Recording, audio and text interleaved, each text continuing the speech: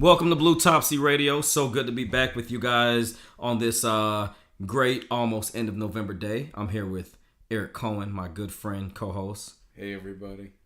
We're kind of like post-Thanksgiving, dragging, post-election. But we're going to talk about the breakdown of the election. We're going to talk about where we are, what we're thinking, what we're hearing. And I guarantee you, listeners, by the end of this show, you will be optimistic because we're going to break it down, which means you're going to have homework. You're going to have work to do that consists of getting your butt up and not being in a state of depression because we have a runoff election coming up. Eric, tell us a little bit about the runoff coming up. All right, so we have a runoff election and the first one up. Let's do it opposite of what you're hearing everywhere. Let's do it.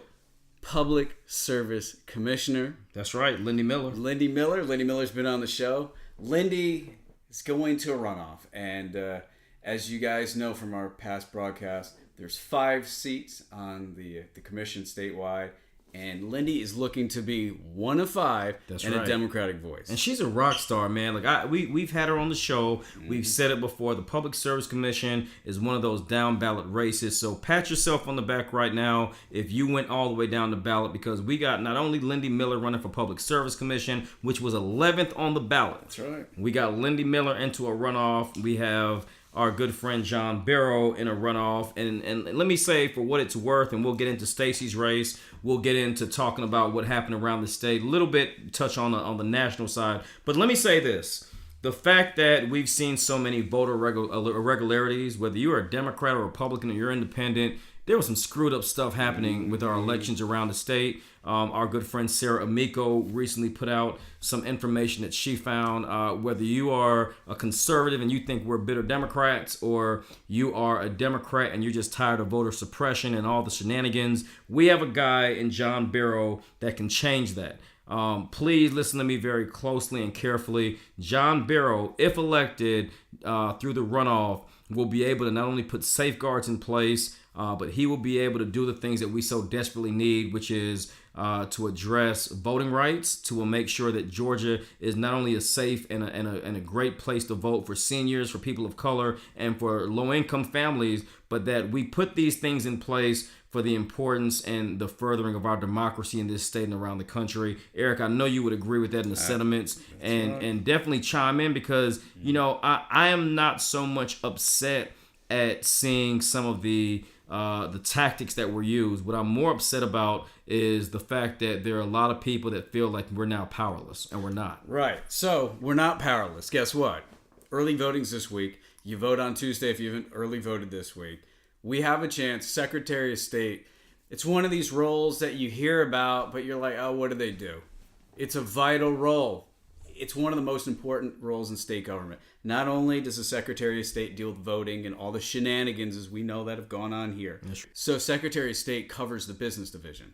That's right. So if you're a business, no matter what you are, they deal with licensing. If you're, your hairdresser, whatever, you need a business license. If you have a business and you pay taxes, you collect sales taxes. Secretary of State's office is all into that. So they supervise elections. They maintain public records. They create some of the critical infrastructure for our small businesses. I mean, you're spot on, man. And we've got to do a better job of making sure people understand the importance. If you are a fiscally conservative Republican and you want the good of your state, then look at John Barrow. I mean, this guy has a track record of doing what's right for every community and every neighborhood he's been in. Sit back and think about the decisions we want to make for the direction of our state.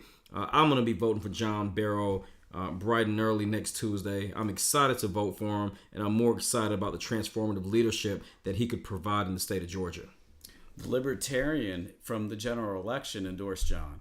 Well, that's good. So, if you're a Libertarian, or let's say you're a Republican that doesn't like to call themselves a Republican and says you're a Libertarian, hey, the Libertarian wholeheartedly endorsed John.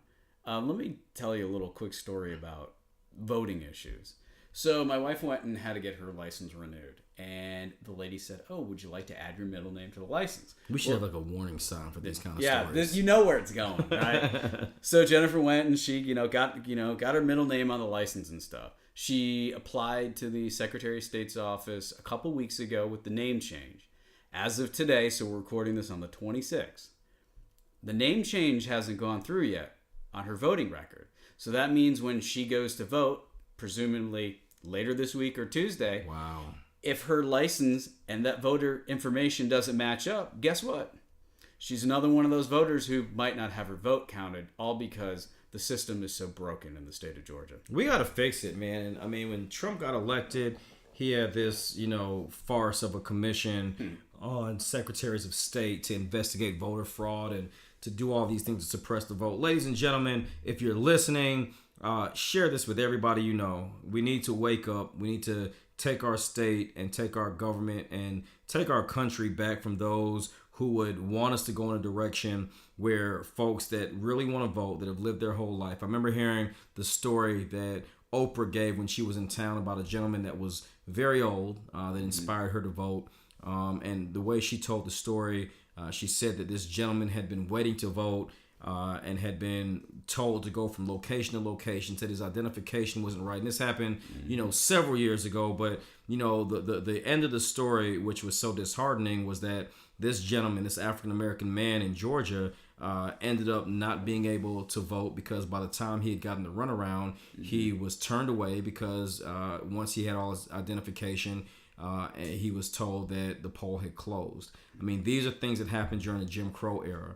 Right. And people of color and low-income families and so many Georgians and people around this country have bled, they have sweat, they've died for the right to vote. Please, ladies and gentlemen, this Secretary of State race is so critical, not just for us today, not just for the future of our children, but it is extremely critical for those that came before us and for all that they gave for us to be able to enjoy the privilege and the right that we so desperately need to hold on to. If you're angry about a disenfranchised vote, if you're angry about all the corruption, and let's veer off for a second too, because this is more of our keeping it 100 moment. Mm-hmm. What I hear from a lot of people of our political, persuasion, we keep hearing Brian Kemp stole the election. And the way I like to look at it as Brian Kemp legally stole the election. So Brian Kemp played chess. Exactly. Everything he did was legal. So, and I realize for a lot of our folks, they don't That's like not hearing what they want to hear, but it's the truth. It's the truth. We're not talking about stealing. We're talking about tweaking things and doing everything to basically make it so the outcome you want is going to happen. And there's a lot that goes into that, man, because I don't think there's a better way to put it. But, the reality of it, Eric, is that we are in a time where if you're not at the table, you're on the menu, and unfortunately, a lot of Democrats this year were on the menu. Not Lucy McBath. No. Shout out to Lucy McBath. That's right. Flipping that seat, sending Karen Handel packing. Shout out to Carolyn Bordeaux, who came closer than any Democrat in the Congressional 7th District has come in a very long time. Carolyn, if you're listening, if you're out there, shout out. We got to get you on the show, but we are so proud of the work you did. Wish we could have done a little bit more, but we are very optimistic about the future of the 7th Congressional District, and it's because of this great foundation that you've laid. But let me say this, right? So in listening to what you're saying, Eric, I've been doing some thinking, right? And I really want to push this selfless, shameless idea to lower the voting age to 16. Right now in the United States, it's 18 years old. Right. At one point, it was 21. Georgia was the first state to lower it to 18. And for those that don't know, the minimum voting age has been 18 ever since a constitutional amendment back in 1971 for all federal elections. And in 1970, the Supreme Court had a decision on Oregon versus Mitchell, which ruled that states and municipalities can still set a lower age for state and local elections if they choose. This to me opens up a door, man. I mean, Tacoma Park, Maryland in 2013 became the first town to lower the age to 16 in general elections. We need to do that. I've been traveling around the state. I've heard the moaning, I've heard the complaining, I've heard some celebrating. Some people are excited about the progress the Democrats did make, and we did make progress. I mean, if you look at what Democrats were able to do in the House, to take back the House, I think that was really, really big. If you look at what we were able to do in states like Georgia, that was huge. As a matter of fact, I think just for a point of reference, I think the Senate is now 47 Democratic seats. 52 Republican. The House is 233 Democratic and 200 Republican. We have 23 governors now in the United States and that are Democrat, and 27 of them that are Republican. And so, you know, we've made some strides. We've picked up. We've done some things. We've elected more women to Congress than we have in recent history. And man, I'm excited. But the reason why I bring up lowering the voting age is because I heard so many young people upset that their voices weren't heard. Right. I heard so many people, your children and my children's ages, that were asking questions, that were engaged. I was invited to speak to a local school in Forsyth County, and they wanted to talk to me about voting rights. You know, Miss O'Malley's 5th grade class just really inspired me because they knew about Jim Crow era laws. They knew about voter suppression. I mean, these are black kids, these are white kids, these are Asian kids, these are Latino kids. I mean, these are young men and women that want to know and that are engaged. And I think that we need to seriously consider, if you're out there and you're a legislator, please hear what we're saying. Lowering the voting age will not only engage millennials and other young people, but it will do this nation a great service because they have ideas, they're motivated, they're excited, and I think they would have a tremendous impact on our elections. So I'm holding something in my hand. I can see it. You know what it is. We're all holding these all the time, cell phones. That's right. All right, now you have to deal with securing however you do it. But my goodness, when you look at how difficult it is to vote in certain states, and then you look at other states that do voting by mail, you automatically get in the mail your ballot. But my goodness, imagine if you could just vote on your phone. That's right.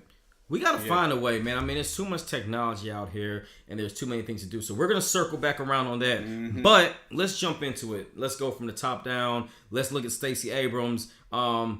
Before I even get into Stacey, man, we got some stuff to deal with, man. I mean, we've got, you know, and I'm going to read the numbers to you. You know, here we have, I believe the number is 76% of white women in Georgia voted for Brian Kemp. If we could remember, 53% of white women nationally voted for Donald Trump.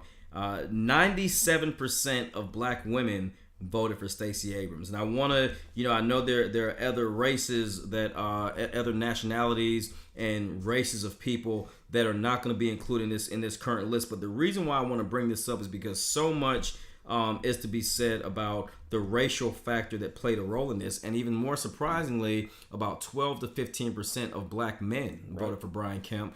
Let's dive in that a little bit. What are your thoughts and what we've seen? I've got some of mine, but I want to throw you under the bridge first, man. All right, so I'll go at it first. Our first episode, for those who've listened to us since the beginning, was Jason Carter. A lot of love to you guys if you listen. All right, so thank you for being there all along. So when we started with Jason, if I remember, his total overall vote was like 44.83%, somewhere around there, somewhere there. But within those numbers, you found that Jason got 19% of white males, and I believe he got 24 or 25% of white women, somewhere in that neighborhood. What was interesting this election is that we actually saw, based on the numbers, that an increase of white men over to Stacey. It was 5 to 6%, somewhere in that neighborhood. Right.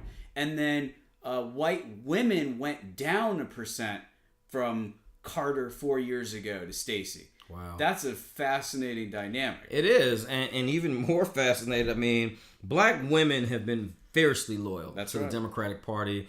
And I think that black women don't get enough credit for the work they've done to uphold the party. So I'm not even going to spend too much time on that. But I have a story I'll share. A good friend of mine who's in the tech industry and entrepreneur had been courting me for the past 3 or 4 months, encouraging me to consider Brian Kemp. And at not one point did I take that up as a consideration. Right. But the fact that this successful black male in the state of Georgia, who was not, I wouldn't even categorize him as a conservative, but who was seriously thinking beyond this. And I'm going to be honest with you, if you're listening, you know Eric and I tell it like it is, but I'll tell you, I can't speak for white women. I think the 53% of white women that voted for Donald Trump in 2016 against Hillary Clinton, and the 76% of white women that voted for Brian Kemp against Stacey Abrams, that's just a question or a scenario I cannot answer because I am not a white woman. And I believe that educated white women and low-income white women and you name it, any category of white women are entitled to the vote and the support and the direction they want to go in and what they believe. That's a whole nother conversation. But for black men, the conversations I've had, Eric, and you and I have had these conversations offline. I can honestly say that what I've been hearing for the most part is that most of these votes have been an economic decision. They feel that they have been alienated in some aspects from the Democratic Party, not on social justice issues, not on mass incarceration, not on trying to make it more have more equality and to have more social reform, but economically, as it relates to not just jobs and the unemployment rate, but in creating wealth. There are a lot of black men that are trying to tap into Silicon Valley. They're trying to tap into Wall Street. They're trying to tap into all these different industries that they don't have access to. And what does the Republican Party do? They whether you like my analogy or not, but they throw crumbs off the table that make it attractive enough to say, hey, at least we're offering something.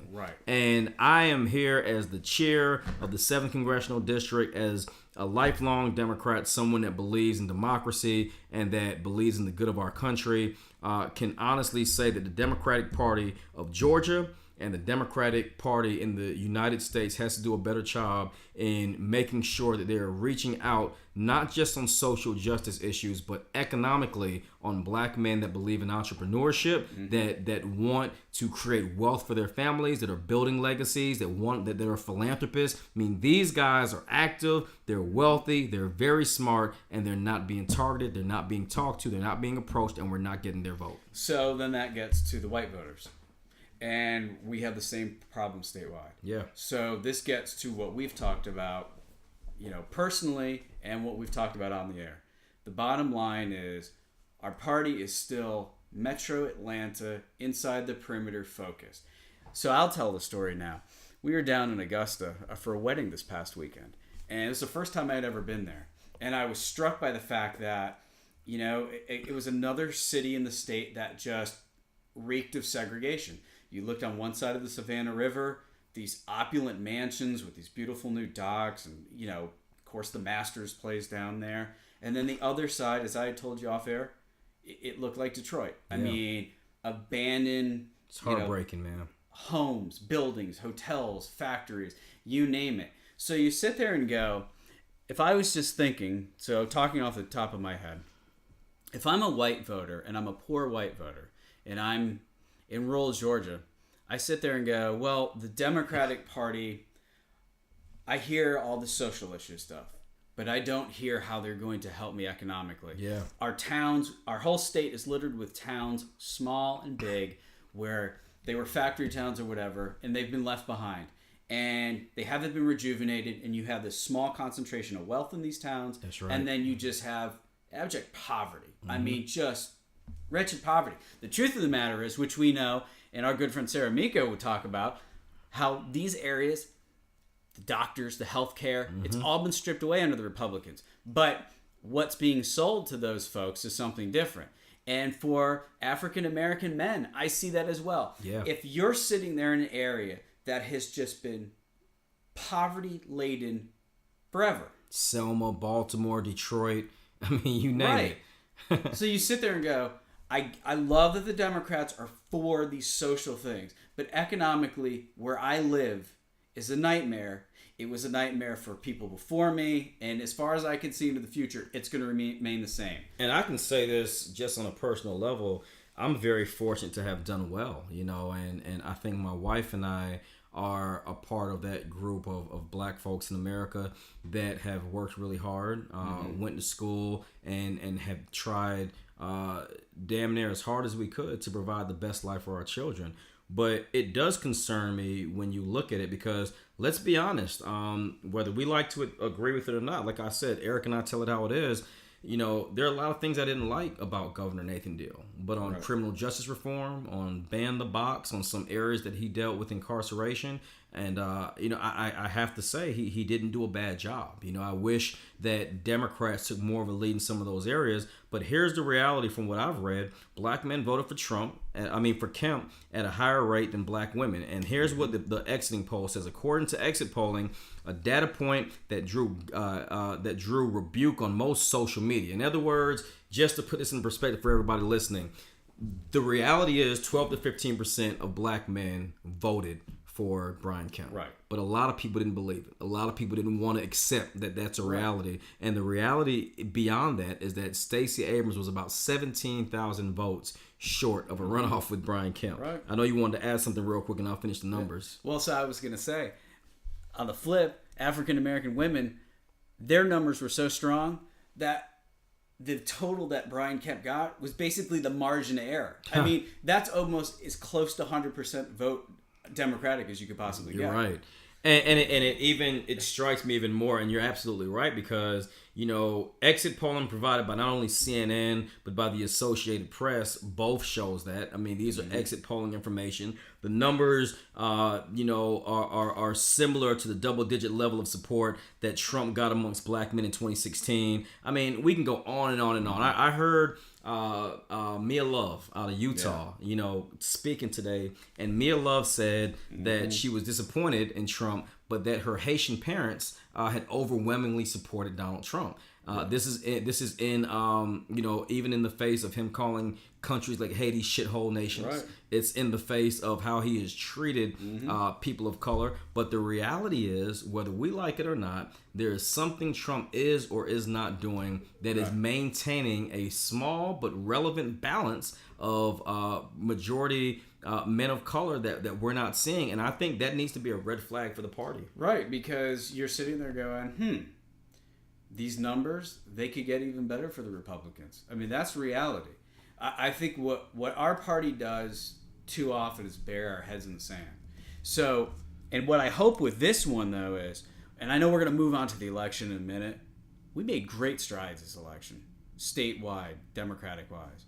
But at the end of the day, again, Daniel and I will tell it to you the way it is. The end of the day, statewide, for most of the races, we still fell short. And there's something that's going on there with our message. We're not doing something. We're not reaching those voters. Everybody who does the numbers behind the scenes knows that there has to be at least 30% of the white vote to win statewide for Democrats. That's right. We're short 6%. We're basically where we were 4 years ago. So as much as we've narrowed everything by engaging all these new voters, we're still stuck where we were. And we can't win by losing, right? We can't lose a little bit of the Hispanic vote, a little bit of the black vote, a little bit those numbers mean something in our overall tally, and it's going to be interesting going into 2020. But I'll say this, and then we can talk a little bit about Amico and just kind of give people our perspective on some of the other races that we want to look at. But there are three things I would suggest the Democratic Party do.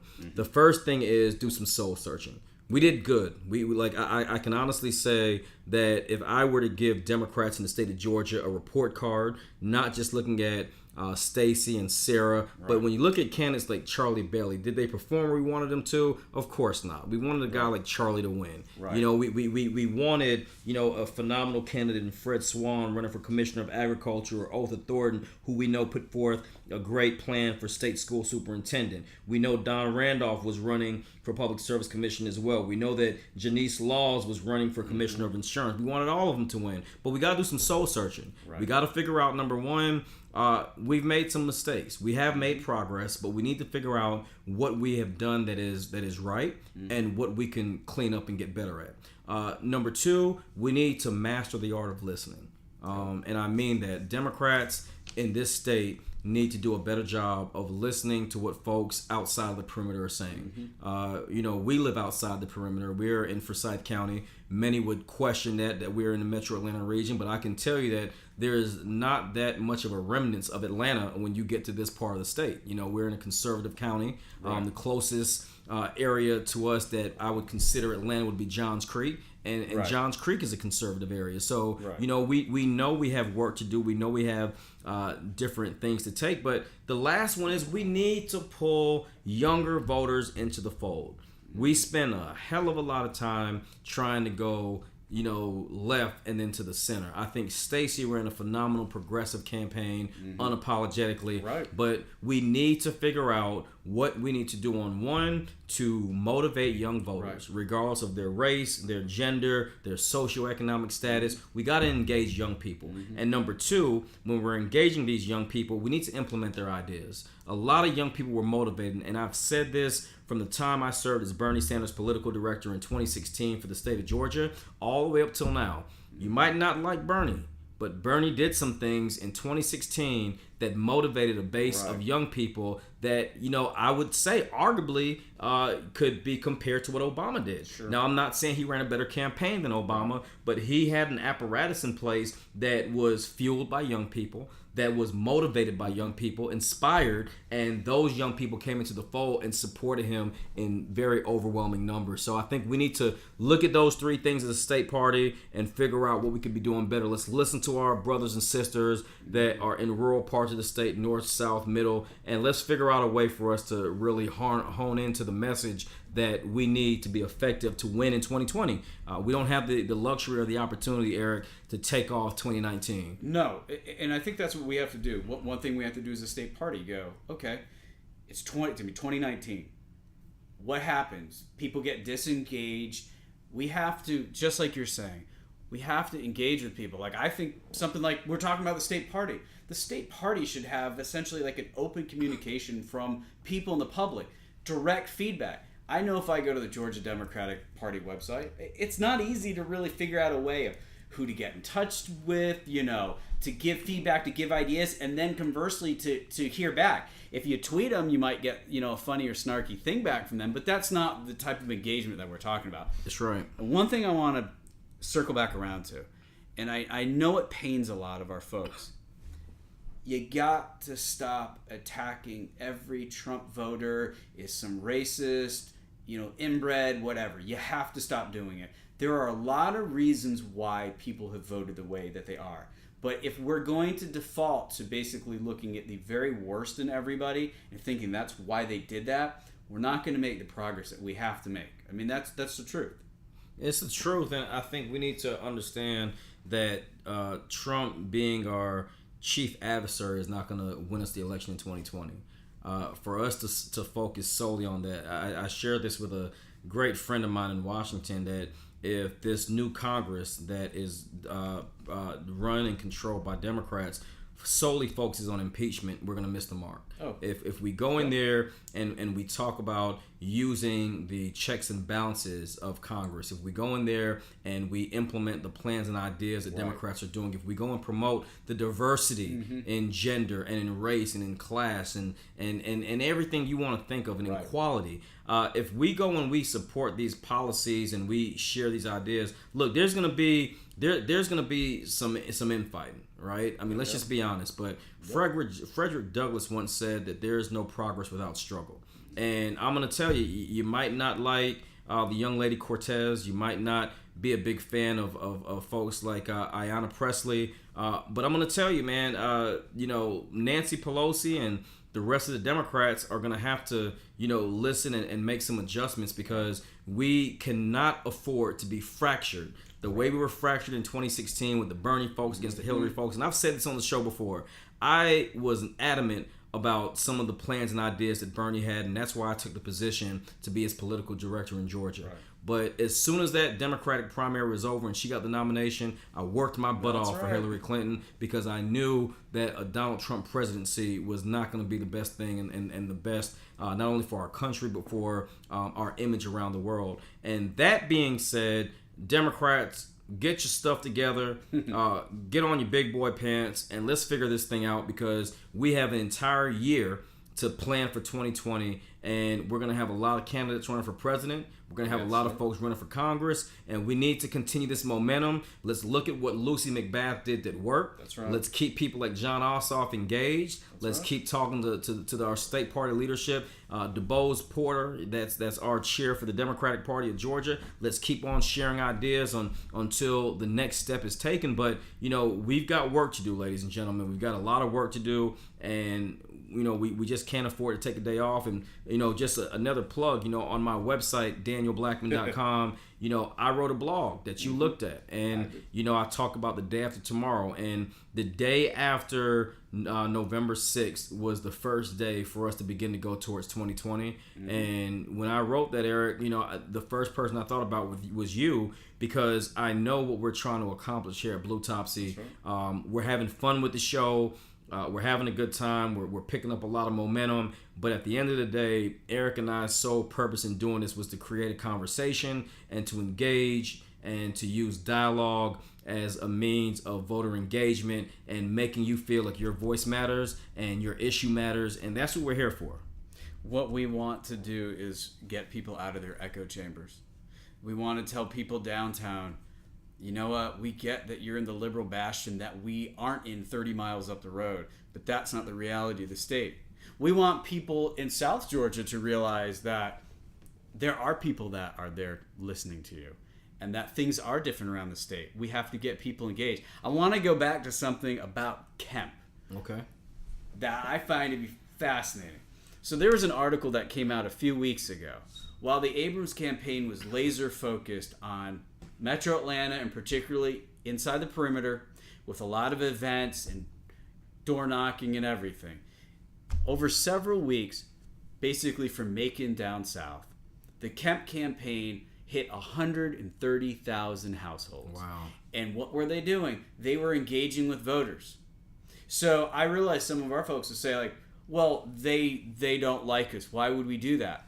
But if you're not there to present ideas, how do you know? And proof positive is our good friend Josh McCall in the 9th District. That's right. So Josh ran the third We love you, Josh. That's right. Third most conservative district in the country. Josh knew that it was a way uphill battle.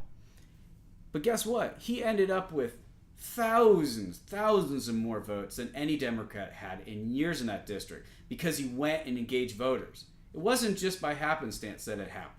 And we want Josh to stay out there, man. Josh is a phenomenal guy, a phenomenal candidate, and Josh, we're with you. Stay out there, man. It's Josh, Sarah, everybody that ran. You did us proud. You made us proud. Even if you didn't win, you made us proud. Now I want to end by doing something. I want to do a flash run. I want us to just go down from the governor's race all the way down to the Public Service Commission. Just in one word or one quick statement in our last 2 minutes, let me know one thing you learned from it. I'll start off with the governor's race, and then you chime in. Just one quick sentence. Governor's race, I will say that race taught me that we need to do a better job of protecting the vote. Man, now you stumped me, because that seems to be what it's all about. Yeah, that governor's race, no matter what we say about it, it showed that Democrats, it's not just about registering people to vote, but voter education is critical. Secretary of State, well, that goes hand in hand, because we know that if voter suppression exists and if it is out there and it's the reality is that it affected us, then we need to make sure John Barrow, who is in a runoff for December 4th, please go out and vote for John Barrow. We need him in there. And thank you to Smith Duvall, who's a Libertarian candidate that endorsed John Barrow. What would you say about our good friend Fred Swan? What did you learn from the Commissioner of Agriculture race? Simple. Environment versus corporate. There we go. I like it, man. State school superintendent, what I learned from that race was that we've got to do a better job in engaging folks, because we've got to reform our public education system. We've got to give our children a better chance to compete, and we need messages that are going to resonate beyond pointing at one side or the other. Lieutenant Governor, we've touched on that. Sarah Miko is a rock star. That's right. We love what she was able to do. She brought more light and attention to the Lieutenant Governor race than any candidate in recent history. What did you learn about Attorney General race, Charlie Bailey? Man, Charlie Bailey just has, great ideas, and the difference between somebody who actually was a prosecutor and actually practiced law versus somebody who really didn't do that. And the fact that our sitting Attorney General basically hasn't been doing much of any law-related stuff is beyond a joke. Beyond me, man. All right, last four races real quickly. Janice Laws, Commissioner of Insurance. I so wish this sister won. I loved her ideas about making insurance more competitive in our state. What I learned from that race more than anything else is that we need to make sure that we're highlighting exactly what they do, because the number one thing I heard about this race is what does an insurance commissioner do? We've got to do a better job with that. Public Service Commission, Lindy Miller, like John Barrow, is in a runoff. We've got to get Lindy elected as a former candidate for the Public Service Commission. We have a nuclear project that is years behind schedule and billions over budget. It's not just that, senior citizens on a fixed income shouldn't have to choose between their light bill and their medication. Poor families, a part of the 1.9 million families that live below or at the poverty line, shouldn't have to worry about their heat working in the wintertime. So Lindy Miller and Don Randolph, thank you. We got to get Lindy elected, but Don Randolph, you did us proud. Thank you for running in District 5. And I'll let you close with the last word, Eric, on Commissioner of Labor, our friend Richard Keatley. What did we learn about that race? Apprenticeships. He wanted to have a program where you had up to 25,000 people get into apprenticeship, so it meant, if you weren't going on a college track, you could have a solid, excellent, middle-income career. I love it. Well, ladies and gentlemen, my name is Daniel Blackman. I'm Eric Cohen. And we appreciate you for tuning in to Bluetopsy. We'll be back with some amazing guests to close out this year. But between now and the next time we speak, December 4th, runoff election, John Barrow, Lindy Miller, please go out and vote. Support Bluetopsy. Eric, tell them how they can follow us. At Bluetopsy on Facebook, Instagram, Twitter, and Bluetopsy.com. Thank you all so much. God bless you and good night. All right, we'll see you next time.